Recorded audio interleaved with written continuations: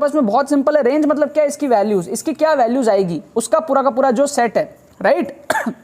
अब देखो, आपको सॉल्व करना आता है, बढ़िया बात है, कर लो, मैं मना नहीं कर रहा। लेकिन अगर आपको सॉल्व करना नहीं आता है तो आप क्वेश्चन छोड़ोगे। क्वेश्चन छोड़ने में मना कर रहा हूं, मैं कह रहा हूं आपको कि थोड़ा सा ट्राई कर लो, क्योंकि ऐसे बिंदास ऑप्शंस आपको दिए हुए हैं। आप क्या करो, यहाँ पे 0 पुट करके देखो। All right, hello friends, welcome to यार्स का यूट्यूब चैनल। मैं आयुष राठी आपका बहुत बहुत स्वागत करता हूँ ट्रिक्स एंड चीट कोड्स के एक और नए एपिसोड में।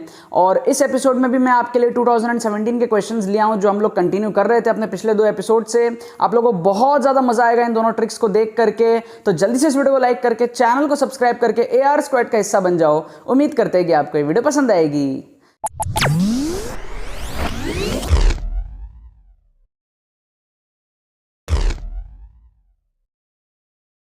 तो देखो यार, यहाँ पर मैंने आपके सामने 2 क्वेश्चन ले लिया है 2017 के VIT के पेपर का। पिछले 2 एपिसोड में भी हमने 2017 के ही पेपर के क्वेश्चंस देखे थे, तुक्का मारना सीखे थे, किस तरीके से हम लोग इंटेलिजेंट गेसिंग कर सकते हैं। यहाँ पर भी हम लोग वही चीज़ सीखने वाले हैं, इंटेलिजेंट गेसिंग सीखने वाले हैं। यहाँ पर पहला क्वेश्चन आपको दिख रहा है, स्ट्रेट लाइन वगैरह आपको दिया हुआ है, कुछ टैंजेंट वगैरह आपको देखा है। और यहाँ पर जो दूसरा क्वेश्चन है वो आपके पास में फंक्शन से रिलेटेड है। फंक्शन यहाँ पर हमारे पास ट्रिग्नोमेट्री का फंक्शन दिया हुआ है, तो इसका हमको यहाँ पर कुछ दिख रहे हो, अब रेंज वगैरह कुछ यहाँ पर निकालना है। तो ये क्वेश्चन हमारा कैलकुलस फंक्शंस का हो गया, ट्रिग्नोमेट्री का हो गया, और ये वाला क्वेश्चन हमारा स्ट्रेट लाइन का कोऑर्डिनेट ज्योमेट्री से हो गया। तो देखते हैं इन दोनों क्वेश्चंस में हम लोग कैसे tricks and cheat codes apply करते हैं, ताकि हम अपने आंसर तक या फिर उसके पास बहुत इजीली पहुंच सकते हैं। ये ट्रिक्स आपको तब अप्लाई करने जब आप क्वेश्चंस को छोड़ रहे हो। छोड़ने से बेटर है कि आप इसको इस तरीके से कर लो, ताकि आपका जो प्रोबेबिलिटी है सही होने का वो थोड़ा बढ़ जाए। VIT में आपके नेगेटिव मार्किंग होते ही नहीं है, तो इसलिए ये ट्रिक्स आपको बहुत ज्यादा हेल्पफुल होती है। अगर ऐसे ही ट्रिक्स आपको बहुत ज्यादा सीखने हैं, 1-2 से आपका मन नहीं भर रहा मान लो, तो मेरे चैनल पे जा करके आप देखोगे होम का सेक्शन, वीडियोस का सेक्शन, उसके बाद में प्लेलिस्ट का सेक्शन।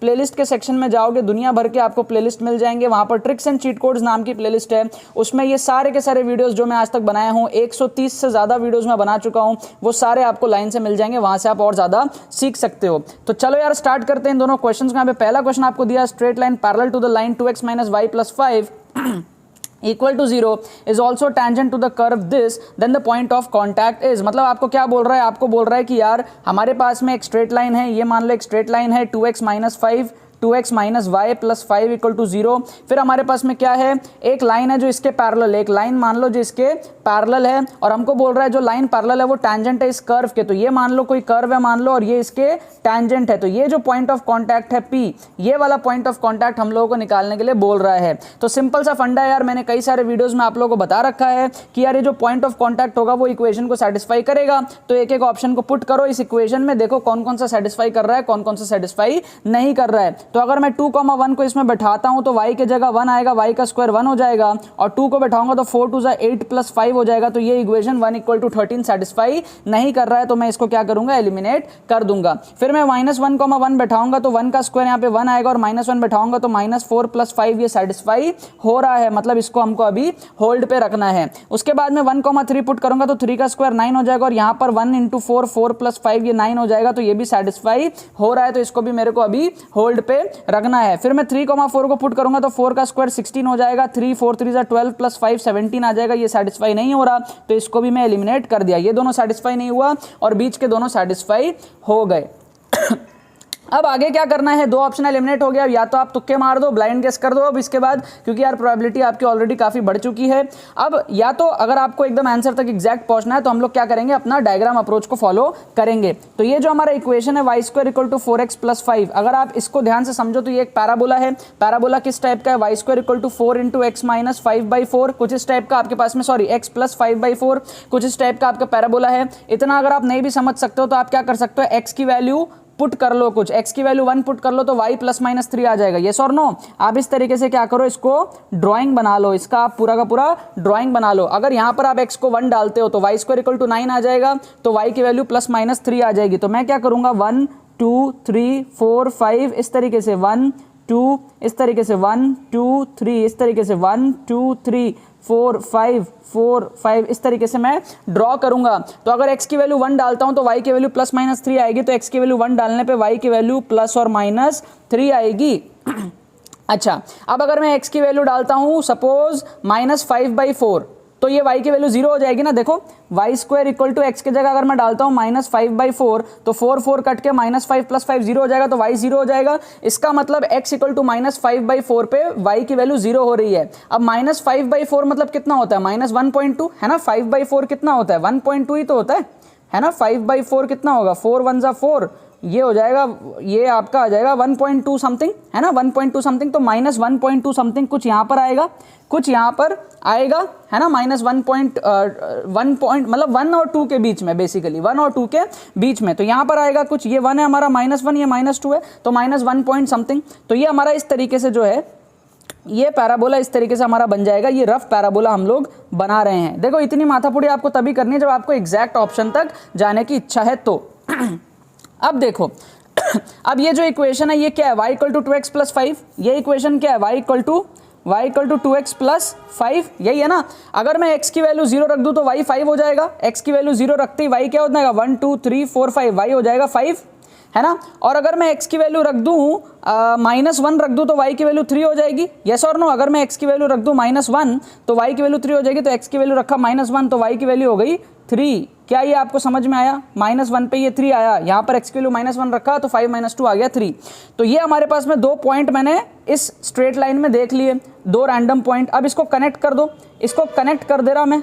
तो ये जो हमारे पास में स्ट्रेट लाइन बन रहा है, ये कौन सा स्ट्रेट लाइन है, ये वाला स्ट्रेट लाइन है। अब हमको जो स्ट्रेट लाइन चाहिए वो इसी के पैरेलल चाहिए और इस इक्वेशन पे टैंजेंट चाहिए। तो इसके पैरेलल और टैंजेंट, क्या आपको ऐसा फील आ रहा है, क्या आपको कुछ ऐसा फील आ रहा है ना, फील आ रहा है। तो ये कहाँ पे मिल रहा है, यहाँ पर मिल रहा है। तो अब आप देख लो कौन सा पॉइंट है, -1,1 है या फिर 1,3 है। 1,3 तो यहाँ पर है, लेकिन अपना पॉइंट आ रहा है लेफ्ट साइड में -1,1 के आसपास हमको लग रहा है। तो ये हमारे पास में -1,1 करेक्ट आंसर हो जाएगा। इस तरीके से डायग्राम अप्रोच करके आप लोग अपने आंसर तक या फिर उसके बहुत ज़्यादा पास पहुंच सकते हो कि आपकी प्रोबेबिलिटी सही होने की बहुत बढ़ जाए। और अब आपको यहाँ पर मार्क करके आना है। तो आपको जो क्वेश्चन आप छोड़ने वाले थे सिर्फ और सिर्फ डायग्राम बनाने के बेस पे आपका एग्जैक्ट आंसर उसमें आ चुका है, राइट। तो दोनों तरीका कर सकते हो, 2 ऑप्शन एलिमिनेट करके तुक्का मार सकते हो या फिर एग्जैक्टली इसको फॉलो करके एग्जैक्ट आंसर भी पा सकते हो, राइट। अब अगला क्वेश्चन हम लोग यहाँ पर देखते हैं। अगला रेंज का क्वेश्चन हमारे पास में बहुत सिंपल है। रेंज मतलब क्या, इसकी वैल्यूज, इसकी क्या वैल्यूज आएगी, उसका पूरा का पूरा जो सेट है, राइट।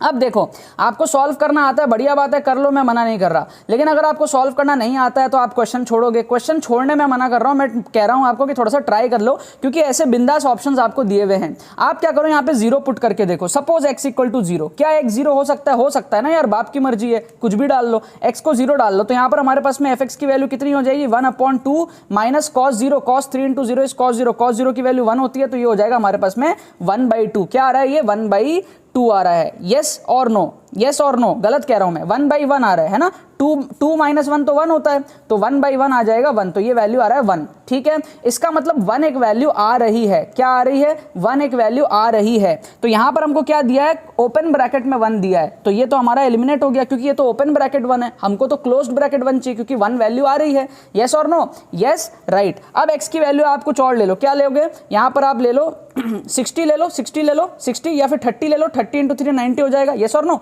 30 डिग्री लोगे अगर तो 30 डिग्री × 3 कितना हो जाएगा, 30 डिग्री × 3 90 डिग्री हो जाएगा। cos 90 होता है 0।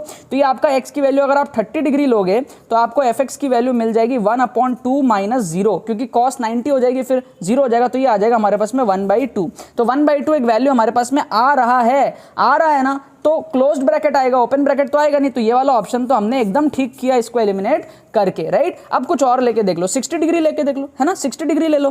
तो let x = 60 degree, x = 60 degree लोगे तो हमारा क्या आएगा, cos 180 आ जाएगा। 63 × 180 और cos 180 होता है -1, तो ये आ जाएगा हमारे पास में 1/2 -1 है ना। cos 180 -1, तो माइनस और माइनस प्लस हो जाएगा। तो ये आ जाएगा हमारे पास में 1/3। देखो 1/3 और 1 का बहुत प्यारा आंसर दिख रहा है अपन को, है ना। 1/3 और 1 का बहुत प्यारा आंसर अपन को दिख रहा है। ये सारे बहुत गंदे दिख रहे हैं, क्या है, इन्फिनिटी तक। ये आप थोड़ा और वैल्यूज डाल के देख लो, आपको इसी के बीच में घूमता हुआ दिखेगा। तो हम लोग क्या ऑप्शन मार्क करेंगे, सी ऑप्शन मार्क करेंगे, क्योंकि ये हमको बहुत प्यारा सा यहाँ पे दिख रहा है। इसी के बीच में जो वैल्यूज है वो घूम रही है।